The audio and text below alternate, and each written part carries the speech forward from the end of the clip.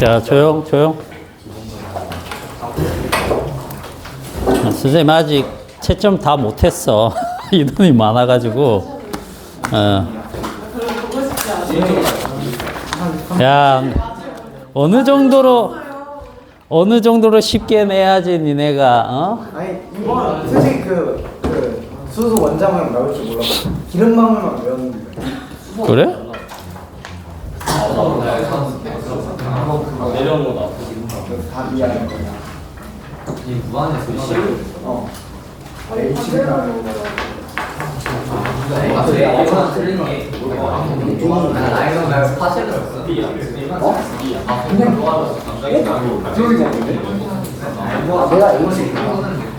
H 이게 B라고? 왜 이렇게 물을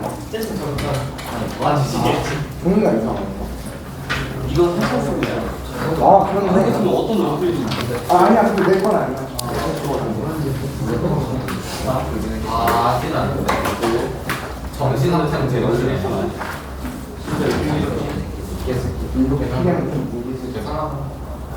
누가 봐도 다르네.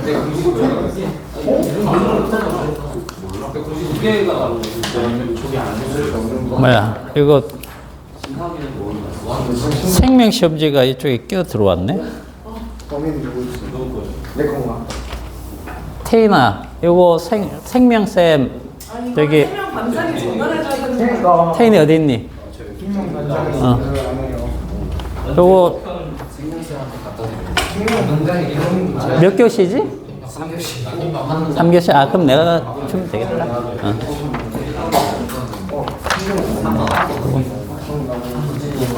잠시만. 기록 좀 합시다.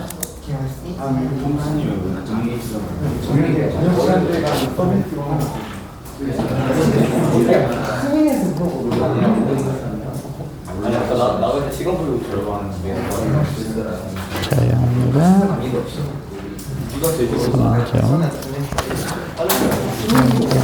선정. 모자에다가 껍데기 버려서 써놓은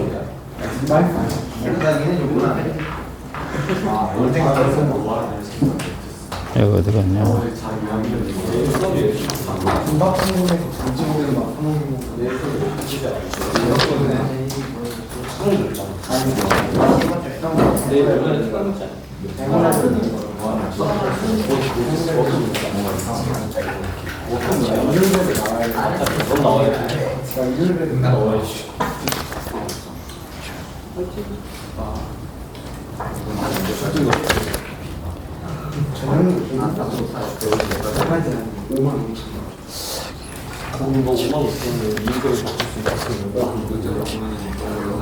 요즘 가능해가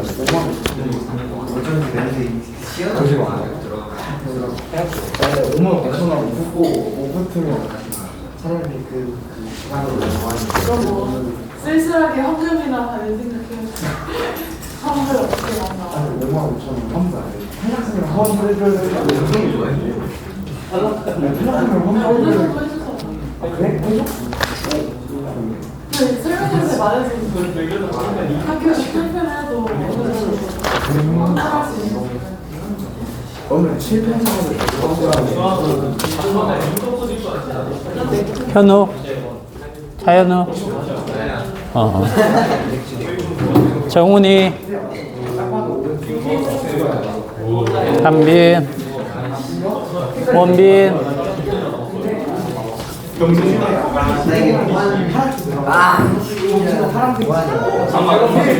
준혁? 채원? 조한이? 혜민?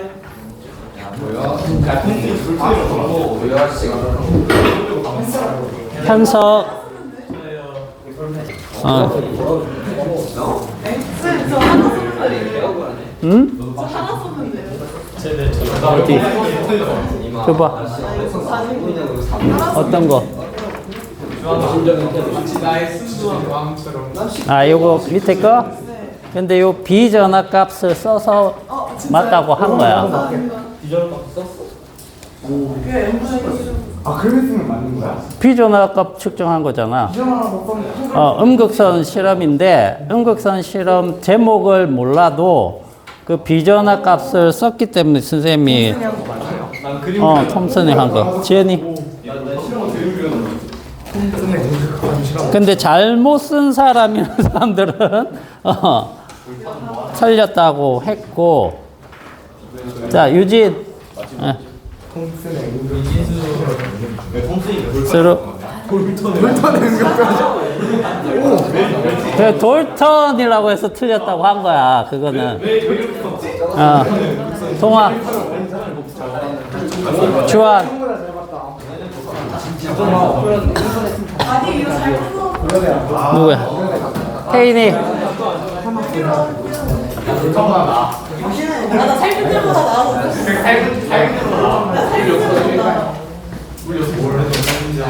4시간밖에 그냥 외워야 책임을 안 해. 자, 퀵 테스트 요거 잠시 설명을 하고 갑시다.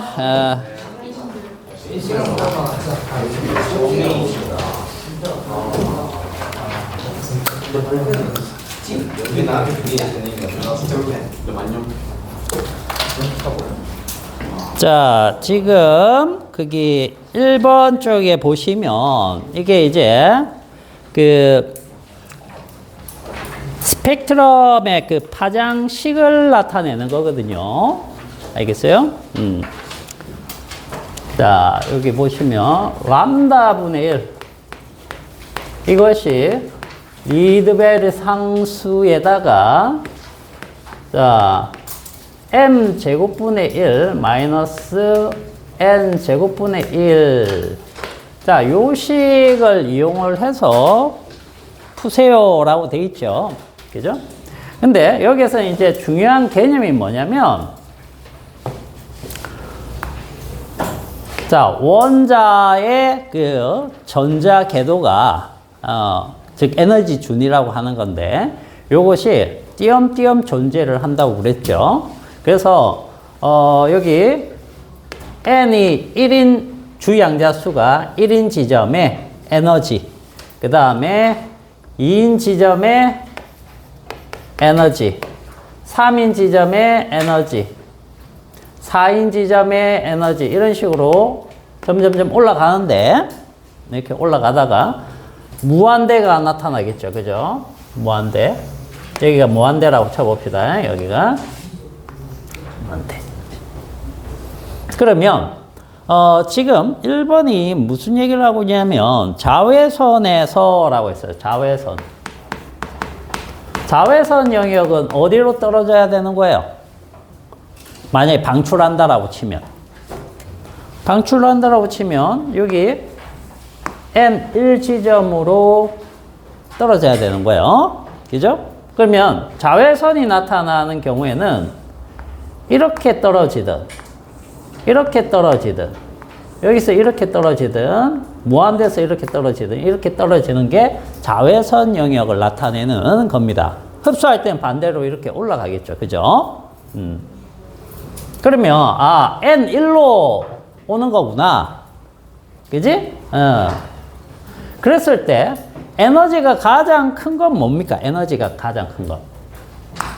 이 중에 에너지가 가장 큰 건 어디에서 떨어지는 거예요? 2에서 떨어지는 거예요? 3에서 떨어지는 거예요? 무한대에서 떨어지는 거예요? 무한대에서 떨어지겠죠. 왜? 우리가 여기 무한대 지점의 에너지를 0으로 잡았고 그렇죠? 아래로 갈수록 마이너스로 커지는 거죠. 그래서 여기가 마이너스 13.6 일렉트론 볼트가 되는 지점이에요. 그죠? 그래서 자, 무한대 궤도에서 N1 지점의 궤도로 전이를 하게 되면 에너지가 가장 커집니다. 근데 에너지식은 E는 HF 또는 뭐라고 했죠? 파장으로 표현하면 람다분의 HC라고 했단 말이야. 즉 에너지와 파장은 어떤 관계야? 반비례 관계야. 에너지가 가장 큰 거는 파장이 가장 작은 거다 이렇게 생각해야 된다는 거죠. 그래서 지금 여기에서 자외선에서 파장이 가장 짧은 스펙트럼의 파장을 구해봐라 라고 했단 말이야. 그럼 어떤 게 파장이 가장 짧은 거예요? 여기로 떨어지는 것 중에, 즉 이 중에 파장이 가장 짧은 건 무한대에서 이쪽으로 떨어지는 겁니다. 이해됐죠? 그죠? 자, 그럼 무한대에서 떨어지는 걸 찾아야 되는, 무한대에서 N1로 떨어지는 거. 그러면 자, 이 식을 사용할 건데, 자, 여기 M은 뭘 얘기하는 거야? 방출할 때는, 자, 무한대가 M이에요? 아니면 요 1이 M 자리에 들어가야 돼요? 어디, 뭐가 들어가야 되는 겁니까? 1이 M 자리에 들어가야 되죠? 그죠? 그래서, 보세요. 식이 어떻게 되냐면, 람다분의 1은 아래 1의 제곱분의 1에서 마이너스 무한대 제곱분의 1. 요게 되는 거죠. 그죠? 그래서 이건 0이 되고, 결국 뭡니까? 1이죠. 그래서 R분의 1이 R이기 때문에 지금 람다를 구하라고 했으니까 요게 R분의 1이 되는 거예요. 요거 이해되나? 자, 요거. 오늘 좀 더 자세하게 이제 그 보호 이론 가지고 보다 보면 이 식이 왜 나왔는지도 알게 됩니다. 자, 그 다음에 2번 보시면 가시광선에서라고 했어요. 자, 가시광선은 어느 쪽으로 떨어져야 되는 겁니까? 방출한다라고 치면. 여기로 떨어져야 되겠죠? 그러면, 자, 여기에서 이렇게 떨어지고, 이렇게 떨어지고, 무한대에서 떨어지고, 요쪽 애들이 되겠죠? 그죠? 근데 이제 뭐 물어본 겁니까? 파장이 가장 긴 스펙트럼 물어봤어요. 이번엔 파장이 긴 걸 물어봤기 때문에 에너지가 제일 작은 걸 찾아야 되겠죠. 에너지가 제일 작다라는 얘기는 요 폭이 가장 작은 걸 찾아야 된다는 얘기야. 자, 그러면은 N3에서 2로 떨어지는 거. 요걸 찾으면 되겠네. N3에서 N2로 떨어지는 거. 그죠? 요거 따지면 되겠네요. 지금 가시광선이기 때문에 얘가 M 자리에 들어가면 되는 거예요. 알겠죠? 얘가. 자외선이면 M 자리에 1. 적외선이면 M 자리에 3이 들어가면 됩니다. 간단하죠? 자, 그래서 여기 이제 그대로 넣고 계산을 하시면 돼요. 자, 람다분의 1은 아래 2의 제곱분의 1 마이너스 3의 제곱분의 1. 요거 해주시면 되는 거죠. 자, 요게 4분의 1, 요게 9분의 1. 그죠? 그러면 36분의 5. 그죠? 그래서 역수치해주면 람다는 5R분의 36. 이렇게 나옵니다. 되겠죠? 요거 계산하시면 돼요.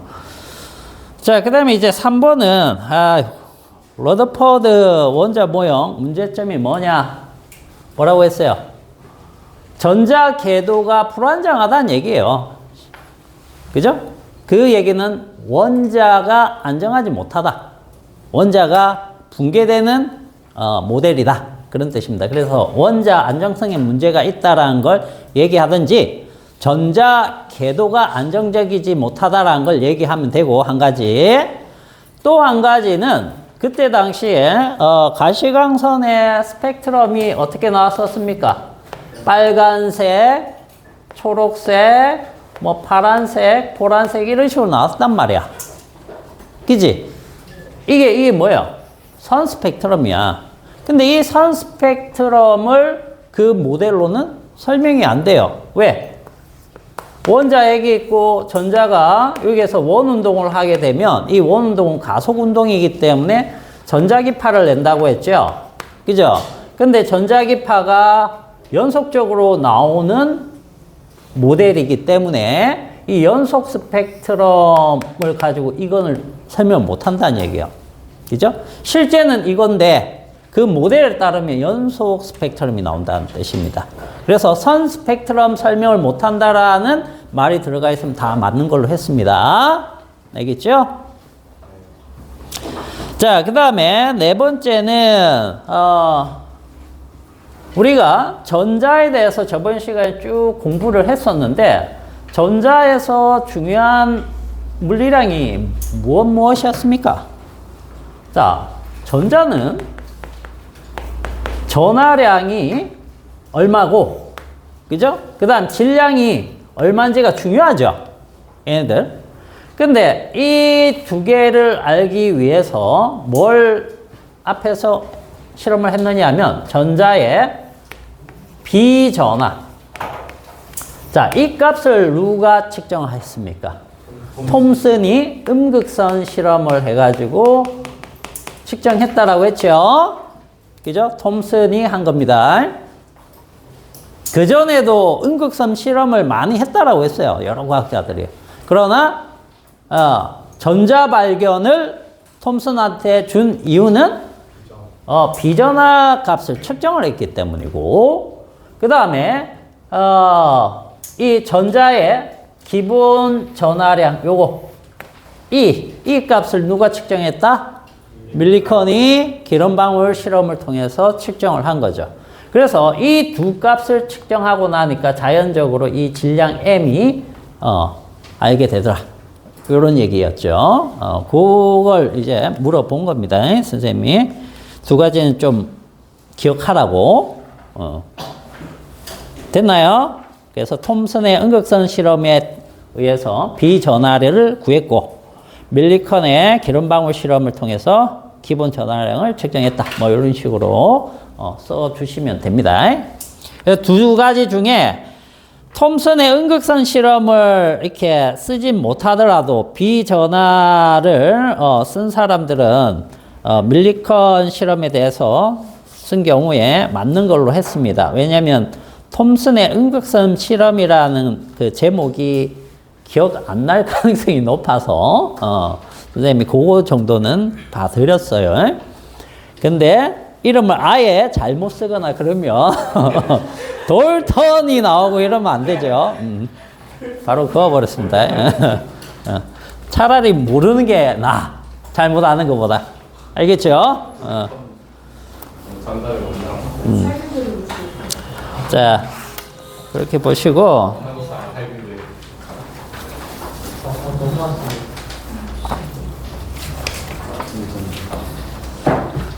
자, 오늘은 어디를 할 거냐면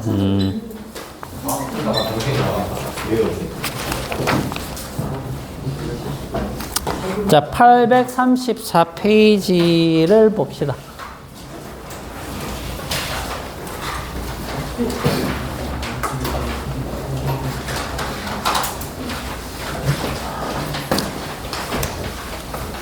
(834페이지요)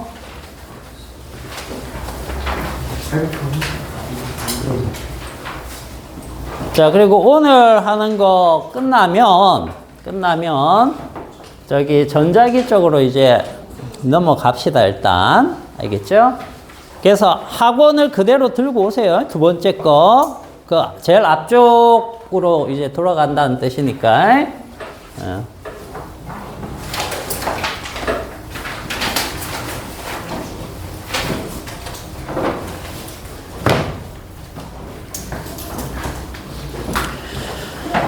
자, 여기 이제 보의 원자 모형입니다. 자, 보 원자 모형 자체는 지금 현대 원자 모형과 다르죠.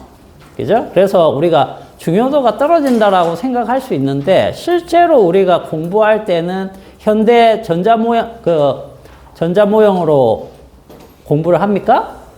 안 하잖아. 그지? 우리는 어떤 모형 가지고 공부를 해요? 보호 걸로 기본적으로 한다라고 생각을 하시면 됩니다. 그죠? 그래서 보호의 원자 모형이 왜 나왔고, 또 이건 또 무슨 문제가 있는지 그런 것들을 정확하게 아는 게 중요합니다. 그리고 이것이 어떤 식으로 양자역학에 영향을 주게 되고 하는 것들도 볼 수 있기 때문에 자, 보의 원자 모형. 자, 보는 원자 모형을 두 가지를 제안합니다. 자, 근데 왜 원자 모형을 얘가 제안을 할까요? 보호가 왜 뜬금없이? 그렇죠. 러더포드의 원자 모형이 문제가 있으니까 그걸 해결하기 위해서 제시를 한 겁니다. 그러면 자, 러더포드의 문제가 뭐였어요? 러더포드. 전자 궤도가 불안정하죠. 그죠?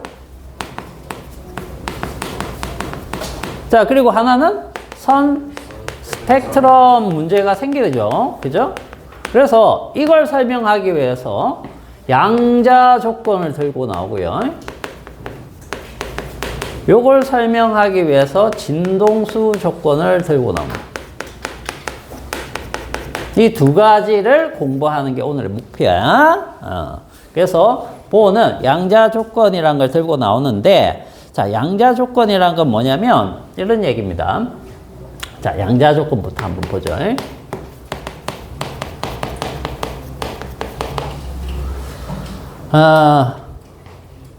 핵이 이렇게 있으면 전자가 이렇게 원 운동을 하고 있죠.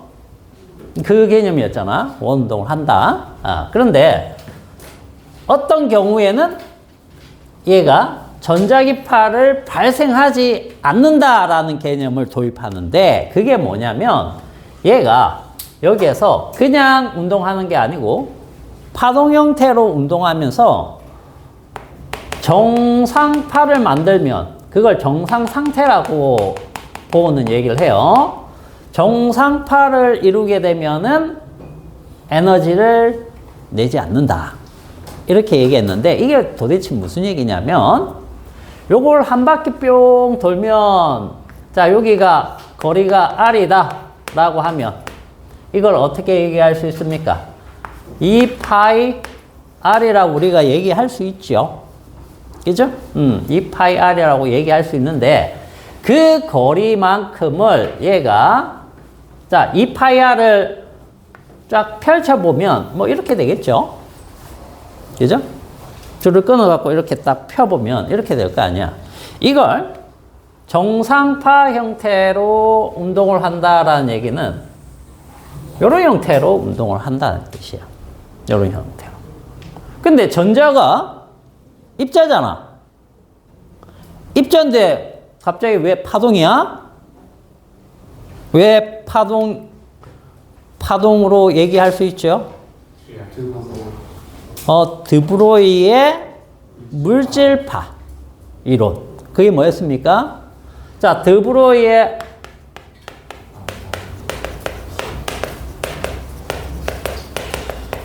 요거의 파장이 뭐였죠? 파장? 람다는 그렇죠.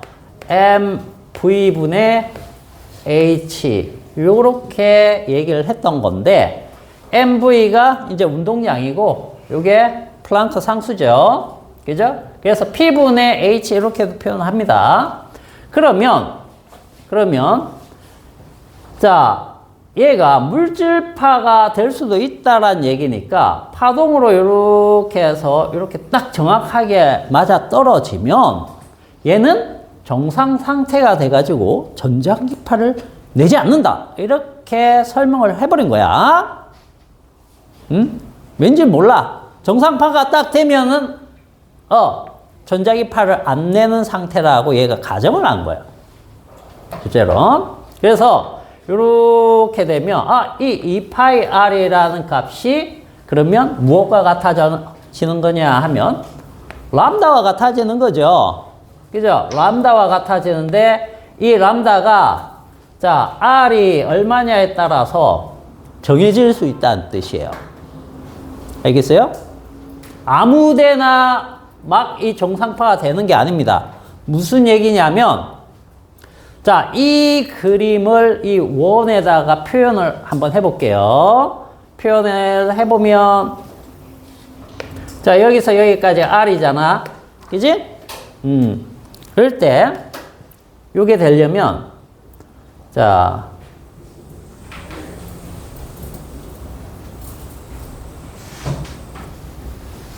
이 빨간색 선이 이 물집합 파장이 됩니다.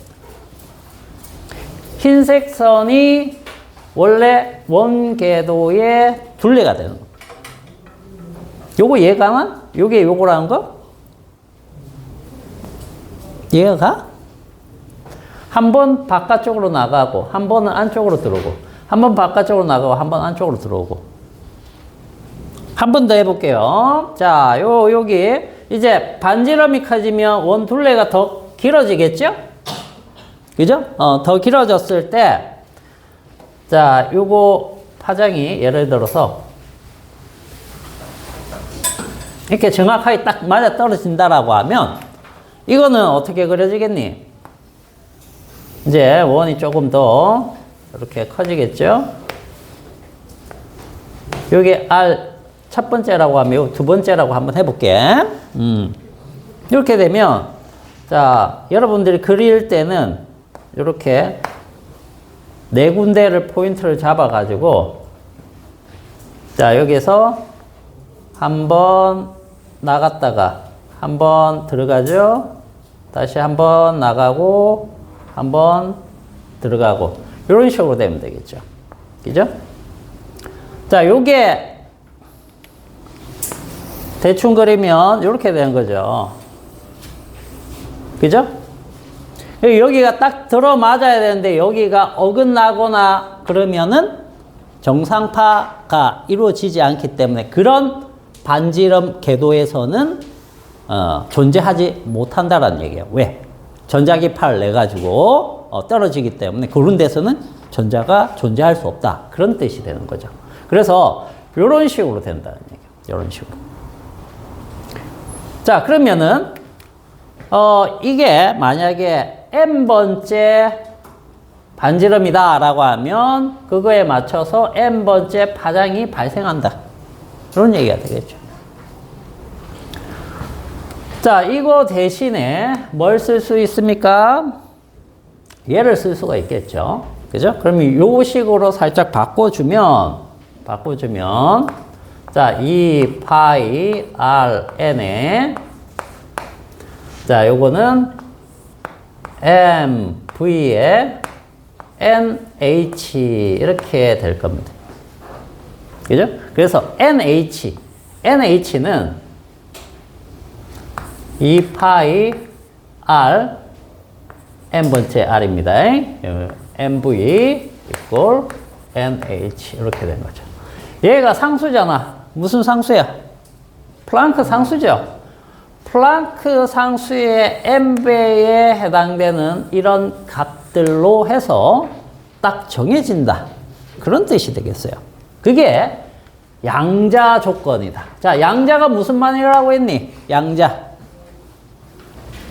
양자를 다른 표현을 딱 한마디로, 한 단어로 얘기한다라고 하면,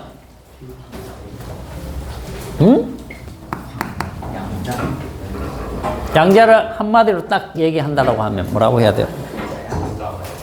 한 단어. 한마디로 딱 얘기를 하면, 뭐라고 작다?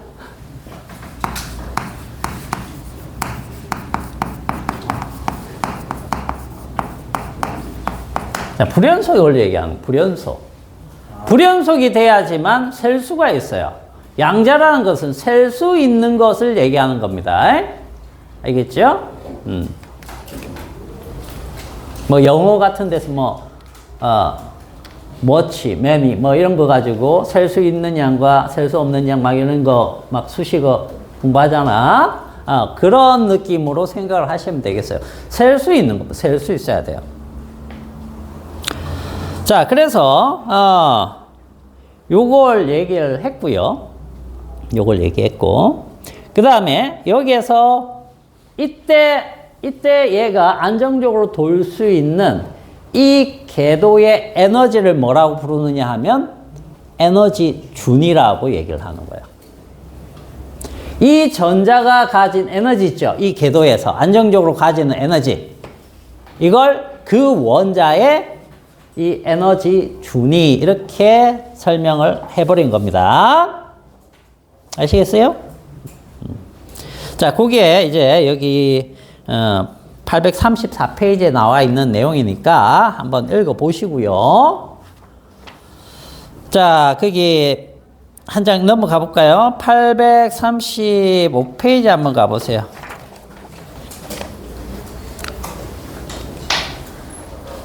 자, 가설 두 번째가 이제 나오는데, 진동수 조건입니다. 진동수 조건. 진동수 조건. 자, 진동수 조건은 그럼 뭐냐면, 여기 양자 조건에 의해서 안정적으로 전자가 존재할 수 있는 에너지 준위가 존재한다라고 했기 때문에, 자, 요렇게 존재하겠죠? 존재할 때, 여기 있던 전자가 이쪽으로 이동을 할 때, 어떤 식으로 이동을 하느냐, 이거죠. 일단, 얘가 이쪽으로 이동을 한다라고 할 때, 그냥 막 이렇게 지나가지 않습니다. 어떻게 간다고 했어요? 여기 있던 게 갑자기 뿅 하고 이쪽으로 옵니다. 왜? 이쪽에서는 전자를 발견할 수 없을 테니까. 알겠어요? 그래서 순간이동 하는 겁니다. 순간이동. 여기 있던 게 이쪽으로 갑니다. 근데 이쪽으로 갈 때 어떻게 해야지 되느냐? 이 에너지 준위와 이 에너지 준위의 차이만큼의 에너지를 정확하게 흡수해야 돼요. 조금이라도 더 많이 흡수했다, 조금이라도 더 많이 흡수하면 요 지점이 되겠죠? 이럴 때는 안 된다는 얘기예요. 조금 부족했다, 안 일어난다는 얘기예요. 무슨 말인지 알겠습니까? 정확하게 이 에너지 차이만큼을 받아야지만 HF만큼 에너지를 딱 받으면 얘가 이쪽으로 이동을 하는 거야. 그런 걸 전이한다라고 얘기를 하는 겁니다. 전이한다. 그때 자, 이 차이의 에너지는 자, 만약에 여기를 m번째고 여기를 n번째라고 한번 해볼게요. 그러면 자, 에너지가 n번째가 더 높죠? 그죠? 그러면은 여기에서 이 에너지를 만약에 뺀다라고 가정을 해봅시다. 빼더라도 어떤 형태로 나오겠습니까?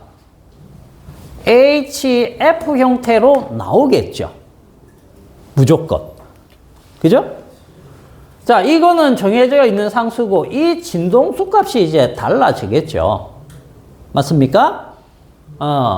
뭐 여기서 여기까지 차이냐, 여기 차이냐 이런 거에 따라서 이 진동수가 달라지는 거지 플랑크 상수가 달라지진 않는다는 뜻이에요. 그래서 이 진동수가 어떤 빛이냐에 따라서 이걸 이쪽으로 보내거나 이쪽으로 보내거나 또는 이쪽으로 내려올 수도 있다는 뜻이 되는 겁니다. 결국 뭐야?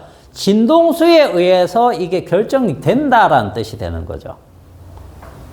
그래서 진동수 조건이라는 표현을 쓴 겁니다. 자, 두 번째 가설을 한번 볼게요. 전자는 한 안정한 궤도에서 다른 안정한 궤도로 옮겨갈 때 두 궤도의 에너지 차이만큼의 광자를 방출하거나 흡수한다. 그죠? 그때 결정해 주는 것이 뭐냐면 그 빛의 진동수에 의해서 결정이 된다는 얘기야. 흡수하거나 방출하는 것의 빛의 진동수. 알겠습니까? 이게 이제 진동수 조건이에요. 요 두 가지 조건을 통해 가지고 보는 자기의 그 원자 모형을 설명을 했는데 자, 여기에서 조금 이제 더 들어가 볼게요. 우리 836페이지 한번 가보세요. 여기에서 실제로 에너지 준위를 어떻게 구하는지 확인해 보는 겁니다. 이론의 핵심은 이 두 가지인데 이 두 가지를 가지고 설명한 것 중에 이제 에너지 준위 이거를 어떻게 구했느냐 요거 잠시 봅시다.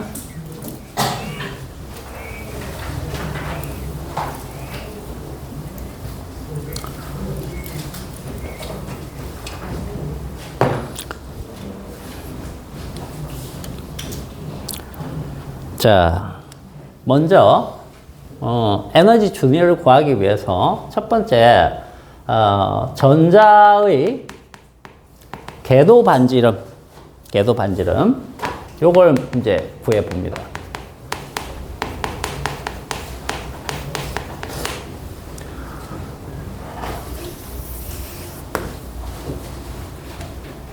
자, 여기에서 우리가 이런 식이 있었죠.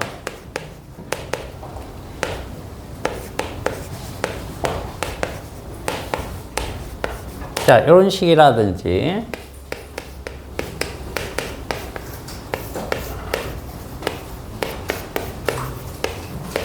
이런 식들이 다 유도가 되는 겁니다. 알겠어요? 자, 첫 번째 여기 핵에서 반지름 R만큼이라고 해볼게요. 그냥 R만큼 떨어진 궤도를 안정적으로 어떤 전자가 여기 전자입니다. V의 속도로 이동한다라고 한번 해볼게요.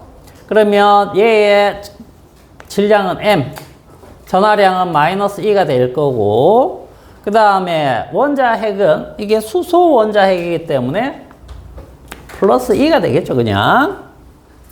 자, 원운동을 일으키는 힘을 뭐라고 불렀죠? 구심력. 요걸 이제 구심력이라고 생각을 해 봅시다. 자, 근데 구심력으로 사용된 게 여기에서는 뭘까요? 어떤 의미일까? 전기력이죠. 그죠? 이때 이 전기력은 쿨롱의 힘입니다. 알겠죠? 쿨롱 힘이에요. 쿨롱 힘은 어떻게 정의를 합니까?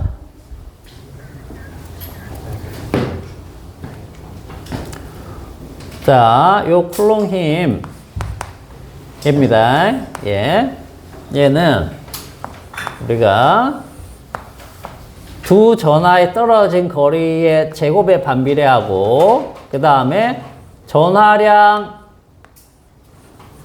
두 개가 있으니까 두 개의 곱에 비례합니다. 그래서 거기에 비례상수 K를 이렇게 붙여준 거야. 꼴은 만유인력하고 똑같이 생겼습니다. 알겠죠? 요게 이제 질량으로만 바뀌면 만유인력이 돼버리는 거예요. 알겠죠? 그리고 K는 여기에서 K는 4파이 입실론 제로분의 1인데 요거는 이제 진공에서 유전율인데 그냥 이렇게만 알아두시고 나중에 전기 가서 다시 할 거니까 우리는 요걸 넣어서 계산 안 하고 그냥 이 K 값 자체로 해가지고 한번 유도를 한번 해볼게요. 자, 구심력은 우리가 식이 R분의 MV 제곱이죠. 그죠? 자, 그 다음에 전기력이 이건데 여기에서 전하량은 뭐야? 요 E와 요 E죠. 그죠? 부호는 상관없습니다. 크기만 다룰 거예요. 그죠? 부호는 이제 인력이냐 청력이냐 그걸 결정해 주는 거니까. 자, 그러면 두 개를 곱하면 어떻게 되죠? 자, R 제곱에 거리는 R만큼 떨어져 있으니까 K에 E의 제곱 이렇게 나오겠네요. 그죠? 자, 그러면은 여기에서 이제 R을 구해야 되는데 자, 이 MV 있죠? 이 MV에서 우리 아까 양자 조건 양자 조건이 어떻게 됐죠? 2파이 r 거기에 mv 요것이 nh였죠? 그죠? 요 mv를 넣어보자는 거죠. 자, 여기 색을 조금 바꿀게요.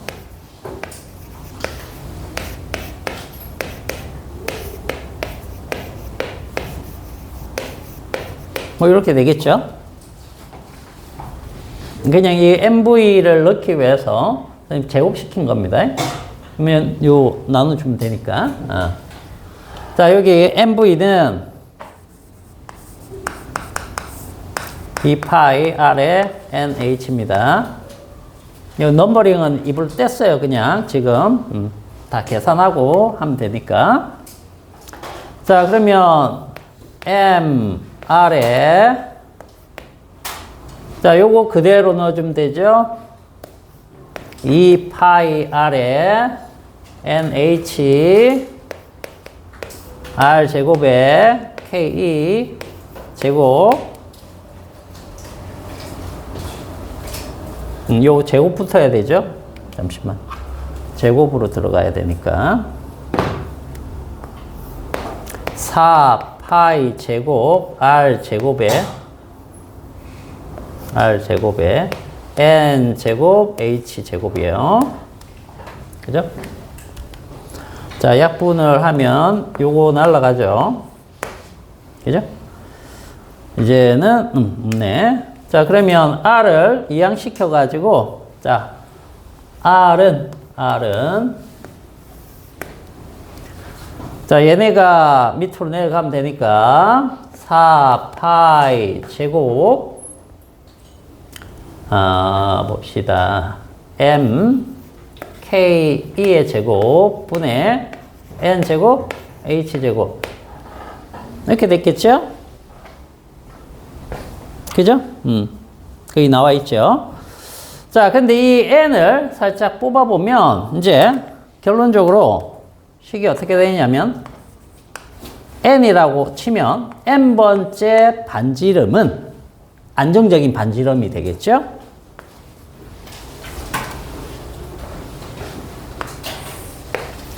자, 4파이 제곱 mk2의 제곱분의 h제곱에 뭘 곱한 것과 같다?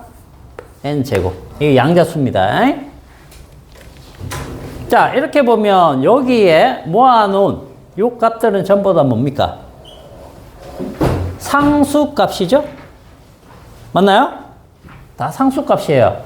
그래서 이걸 넣고 계산을 하니까 얼마 나왔어? 0.53 맞나요? 0.53 n 제곱에 단위는 옹스트롬입니다. 요거는 10의 몇 제곱입니까? 마이너스 10. 알겠어요? 나노가 10의 마이너스 9죠? 자, 그걸 봐두시면 되겠습니다. 그래서 요렇게 나왔는데 그러면은 여기 n이 첫 번째 궤도 반지름은 얼마냐? 첫 번째 궤도 반지름은 이렇게 되겠죠. 첫 번째 궤도 반지름은 0.53 옹스트롬. 맞나요? 그래서 이걸 뭐라고 부르느냐? 보호 반지름이라고 불러요. 알겠어요?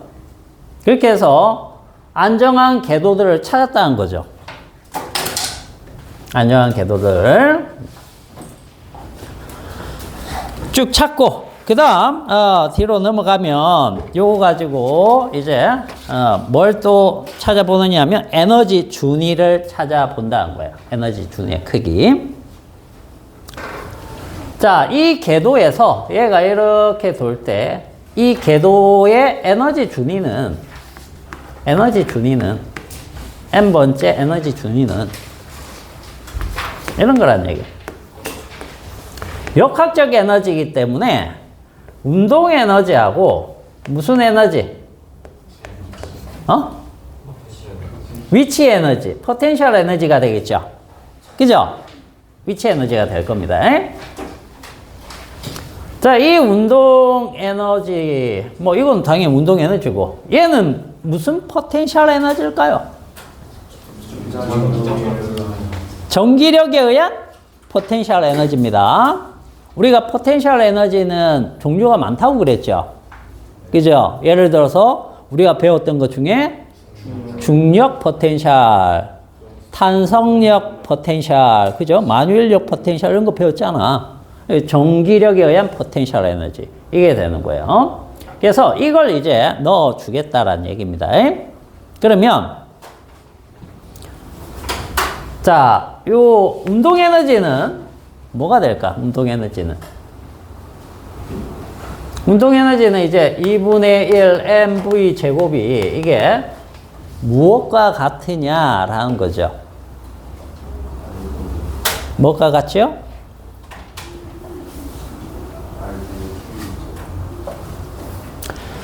자, 요게 아까 무엇과 같았어요? 여기 있죠? 요걸 이용을 하면 자, mv 제곱이 무엇과 같죠? r분의 ke 제곱과 같죠? 그죠? 이 운동에서는, 원운동에서는. 그래서 이게 2r분의 ke 제곱이 되는 겁니다. 날파리가 진짜 계속 괴롭히네. 앞에서. 요거 이해갑니까? 자, 그러면 요 자리에 요걸 넣어볼게요. 자, 2r분의 ke 제곱. 자, 그 다음에 이 포텐셜 에너지는, 자, 혹시 만유인력 포텐셜 기억납니까?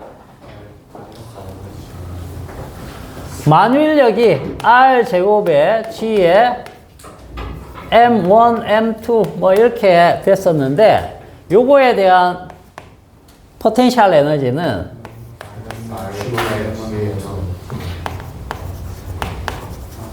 요거였죠.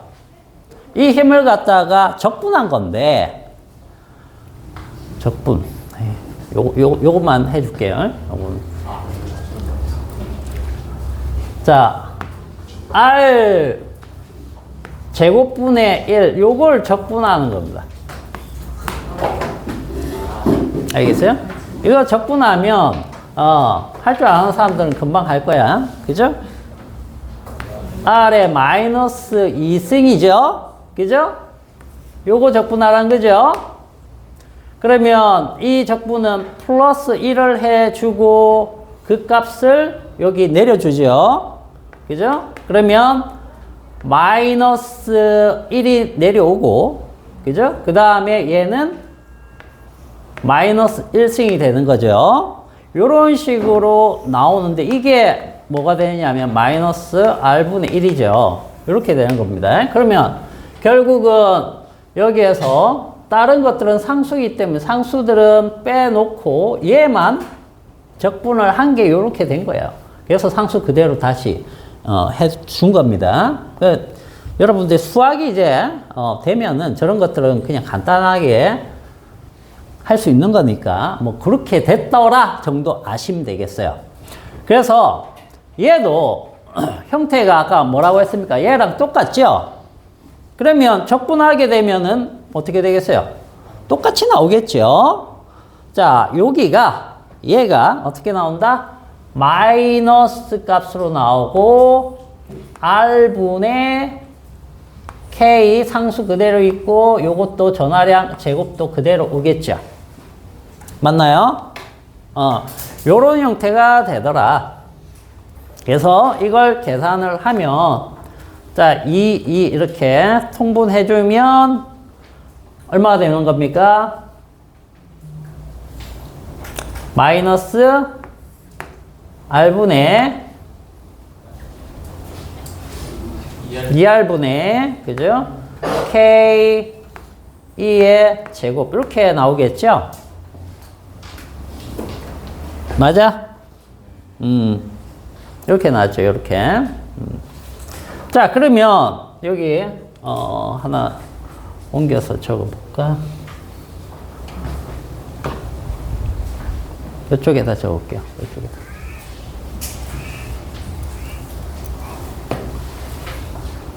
자, 저 에너지 준위가 이렇게 됐더란 얘기야.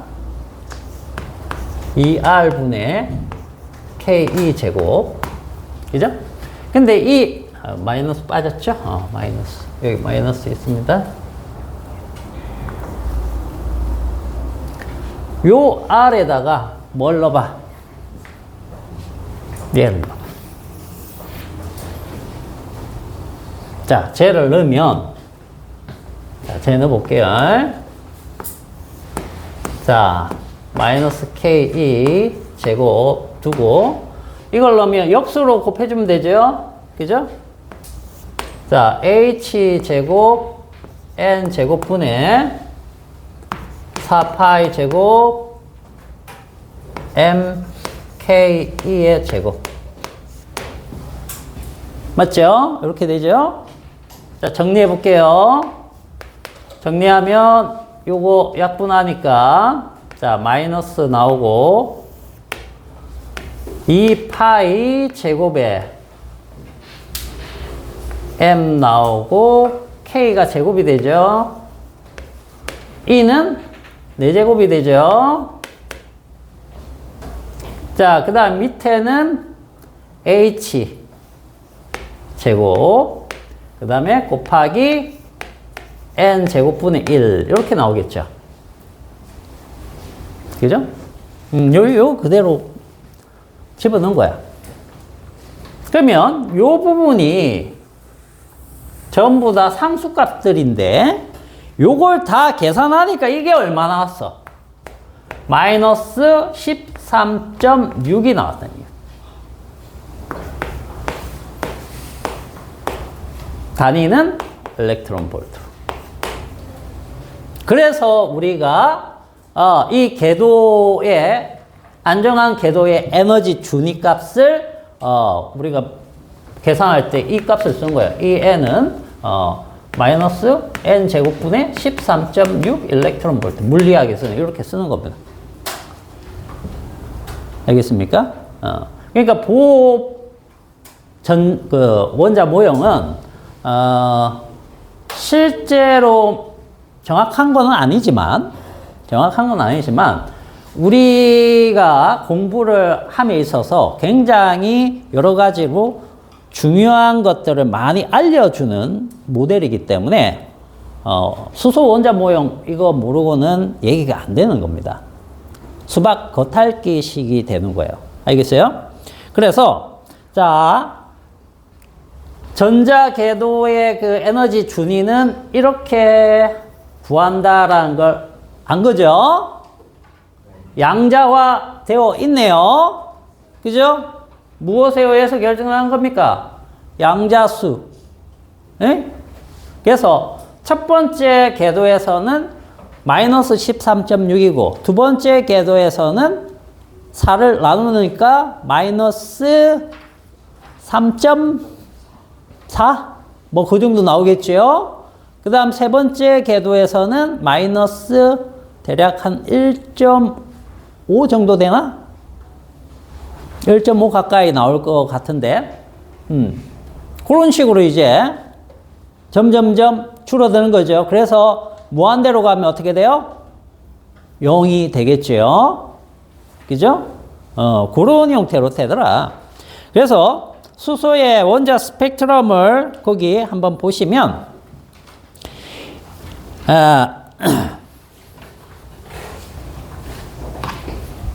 자, 어디를 보느냐면, 여러분들 거기 837페이지 그림 한번 보세요. 자, 그림이 원자 모형 에너지 준위로 딱 나와 있으면 이게 등간격으로 보여서 여러분들이 실수하기 좋습니다. 실제로 등간격도 아니고, 그죠? 그 다음에 에너지 준위 값은 더 등간격이 아니죠. 오른쪽처럼 나와야 되는 거니까. 그죠? 그래서 여기에서 n 1로 떨어지느냐, 2로 떨어지느냐, 3으로 떨어지느냐에 따라서 빛의 영역이 달라집니다. 그죠? 그 영역이 달라지는 게 자외선이냐, 가시광선이냐, 적외선이냐, 이런 식으로 나뉘어지는 것이 바로 그 에너지 값하고 관계가 있더라. 이게 진동수 조건과 연결이 되는 거예요. 알겠어요? 자, 그 다음, 한 장 더 넘어가 볼까? 자, 여러분들 거기 보시면, 그래서 여기에서는 이제 더 그거는 안 하겠지만, 자, 책을 한번 보고 한번 봅시다. 만약에, n번째에서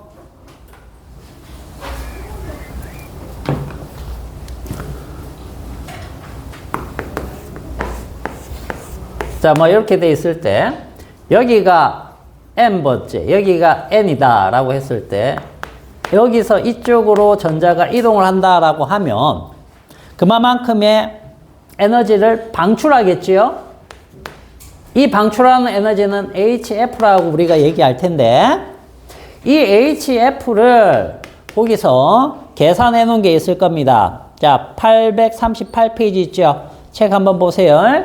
자, 거기 보시면 당연히 큰 데서 작은 데 빼니까 이렇게 뺄 거 아니야? 빼봤더니 자, 어떻게 나왔습니까? 빼보면 이제 이 값 가지고 빼는 거예요. 알겠어요? 여기가 m이냐, 그 다음에 여기가 n이냐, 이렇게 들어가겠죠? 그죠? 근데 요 앞에 숫자들은 어때요? 다 상수값이니까, 앞으로 묶어낼 수 있다는 뜻입니다. 그래서 묶어냈더니, 여기가, h제곱에 2파이 제곱, m의 k제곱, 이제 이 4승. 이렇게 묶여 나오겠죠? 이 값이 묶여 나온 거예요. 묶여 나오고, 나머지 부분이 이렇게 m제곱분의 1 마이너스 n제곱분의 1 이렇게 나올 수 있다는 얘기예요. 이해 갑니까? 요 부분이에요. 알겠어요? 마이너스이기 때문에 순서가 바뀐 거야. 오케이? 여기 플러스로 나왔으니까. 자, 그러면 이 값을 뭘로 둔 거냐? 이 값이 상수값이니까 이 값을 R로 둔 거야. 알겠어요? 그러면, 물론, 이 값을 바로 R로 두진 않았습니다. 왜냐면, 자, 요게 HF이기 때문에, 자, HF는 뭐가 같아요? 람다분의 HC와 같죠? 그래서 HC를 나눠주면, 여기가 어떻게 되겠습니까? 3승하고 C가 붙겠죠? 그죠? 자, 여기다 적을게. 결론은, 그래서 지금 람다분의 HC가 요만큼하고 m제곱분의 1 마이너스 n제곱분의 1이었는데 요거를 이제 나눠주면 람다분의 1이 되고 h3승 c 여기에 2파이 제곱 m k 제곱 2의 4승 요렇게 이제 만들어지더라는 얘기야.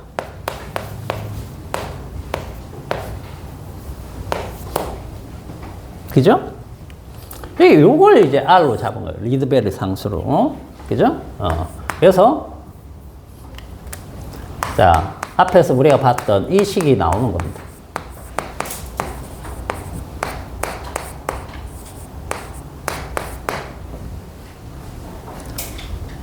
뭔 말인지 알겠어요? 이 책에 CH제곱 그거 오타입니다, 오타. C의 3승이에요. 그 밑에 거 보면은 3승으로 나와 있죠? 그게, 그 중간에 있는 게 오타입니다. CH 3승이에요. 제곱으로 되어 있는 거. 요 책이 오타가 상당히 많습니다. 상당히 많아요.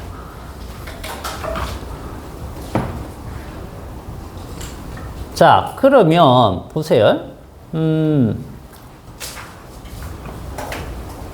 우리가 지금 어디서부터 이렇게 찾아왔느냐 하면 앞쪽에 우리가 배웠던 게 발모부터 얘기했거든.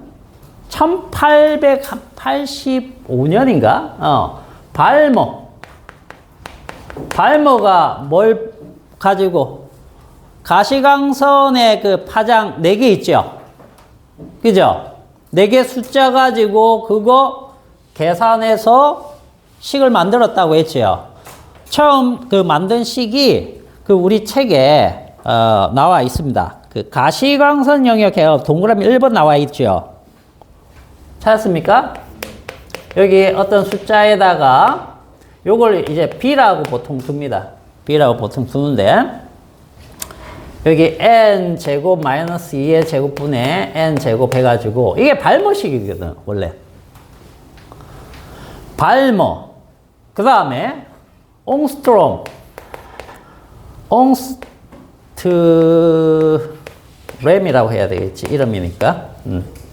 단위는 영어로 발음하지만 이름은 뭘로 발음해준다고 했어요? 그 나라 말로 해준다고 했죠. 옹스트램이라고 하는데 이 사람이 뭘 했느냐 하면 태양에서 나오는 선 스펙트럼 있죠.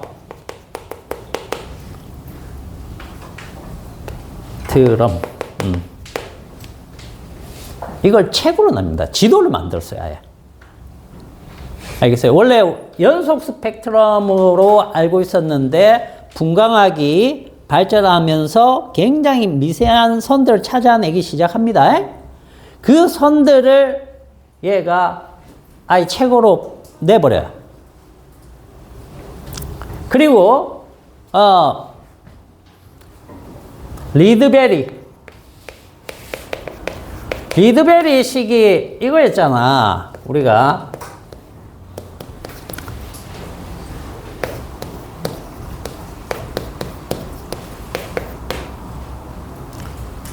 이거를 이렇게 유도한 게 아니고요.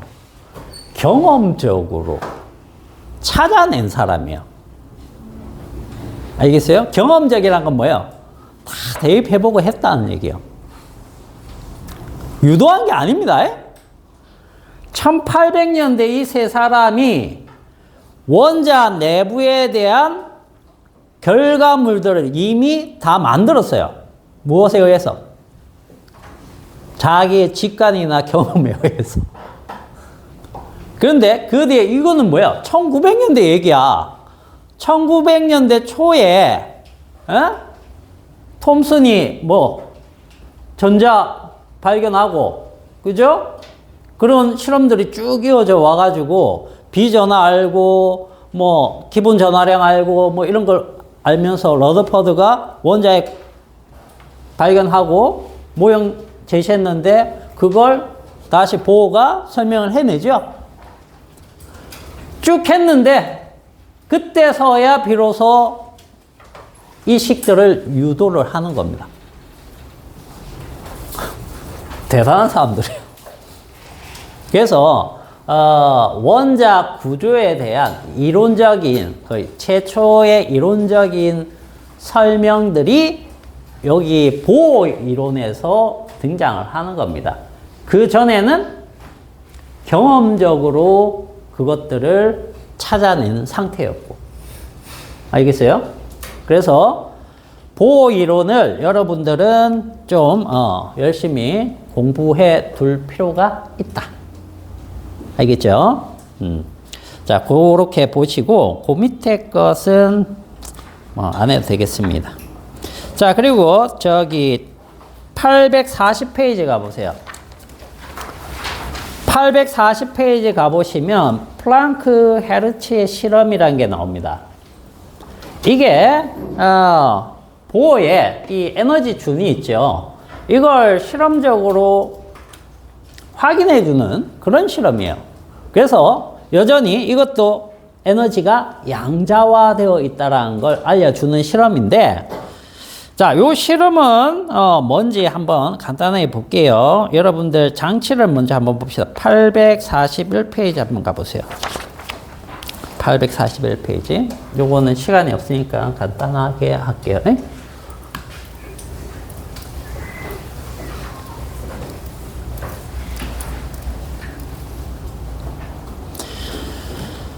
자, 이건 뭐냐면, 자, 장치가 좀 복잡해 보이는데 간단하게만 해볼게요. 여기다가 이제 음극선 전자를 낼 수 있는 장치를 해주는 겁니다. 그럼 여기가 마이너스 극이 되죠? 그죠? 그럼 여기는 이제 플러스 극이 이렇게 돼야 되는데, 플러스 극. 그래야지 전압차에 의해서 이렇게 쫙 오겠죠? 전자가 이쪽에서 이렇게 출발해가지고 이쪽으로 올 겁니다. 그죠? 근데 이렇게 되면 막혀 있으니까 그 다음 장소로 못 가니까 여기를 뚫어 놓은 거예요. 이렇게 딱딱딱딱. 그죠? 그래서 격자로 뚫어 놨기 때문에 그리드라고 거기에서는 표현한 거고, 그 다음 이쪽에 이제 다시 마이너스를 그려줍니다. 플러스니까 마이너스. 이런 식으로. 자, 무슨 얘기냐면 여기 이제 회로 쪽은 안 그릴게요. 여기서는 전자를 가속을 시킵니다. 가속시켜요. 가속시키면 여기까지 가속됐죠? 그럼 여기를 통과한 전자들은 어떻게 되느냐 하면 반대 방향에 전기장이 걸리기 때문에 전자를 감속시켜요.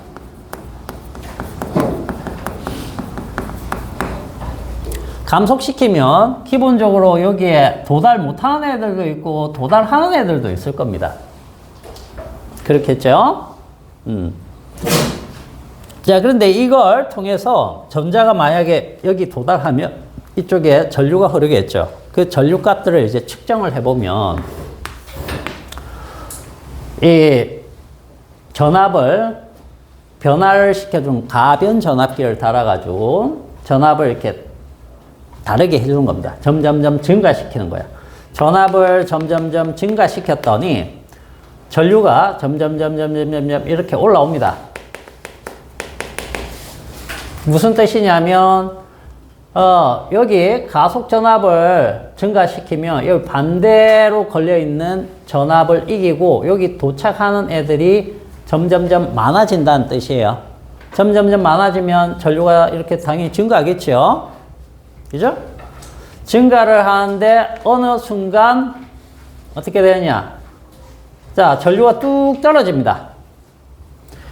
뚝 떨어지는 구간을 전압을 측정을 해봤더니 여기가 이제 수은 가지고 수은 전기를 이용해 가지고 실험을 했기 때문에 수은 전기를 해보니까 여기가 뭐 4.9V 이렇게 나오더라는 얘기예요. 그죠? 4.9V. 그리고 또 이렇게 계속 해봤더니 또 쭉 전류가 다시 올라가다가 또 떨어지는 데가 4.9V. 또 이렇게 올라가다가 떨어지고 이런 걸 반복하더라는 얘기야. 이게 왜 이런 일이 벌어지느냐? 왜 벌어지느냐? 이런 얘기죠. 우리가 보어 이론에서 자, 이런 식으로 에너지 준위가 있다라고 하면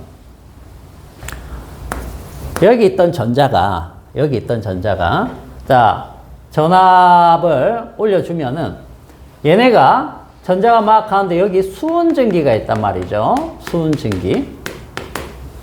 수은전기가 이 전자들을 이렇게 맞을 수가 있다는 얘기예요. 맞게 되면 여기에 튀어 올라갈 수 있겠죠. 흡수한다는 뜻입니다. 흡수를 많이 하면은 여기 통과한 애들이 많을까 적을까? 여기 도달하는 애가 많을까 적을까? 여기서 봐봐. 수은전기가 없다라고 치면 얘네들이 이렇게 전압을 올려주면 당연히 여기 많이 도달하겠죠. 그죠? 그러면 흐르는 전류가 클 텐데 수은전기가 있다 보니까 얘네들 가면서 수은전기와 충돌이 일어난다는 뜻이에요. 이 전자는 물질파로 생각하면 이렇게 볼 수도 있겠죠. 그죠? 그러면은 전자가 순전기에 있는 전자입니다. 이 궤도에 맞는 에너지를 가진 애를 흡수하게 되면 걔네들은 여기에 도달하지 못하겠죠. 그죠?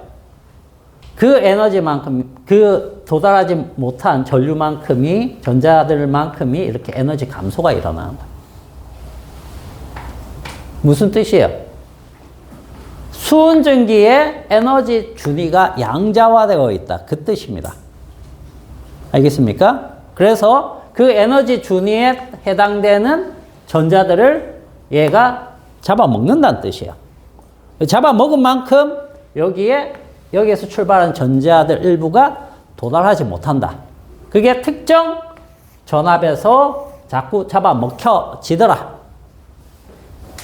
에너지 준위가 양자화되어 있다라는 얘기와 같은 거예요. 알겠습니까? 그래서 이 플랑크 헤르츠 실험은 금속을 바꾸면, 저 물질을 바꾸면은 값들이 달라져요. 달라지는데 저기에서는 이제 수은 전기로 되어 있으니까 그 수은의 원자의 에너지 준위랑 받을 수 있는 애들 있죠. 다른 금속이나 다른 물질이 받을 수 있는 전자가 배치되어 있는 것이 다 다르기 때문에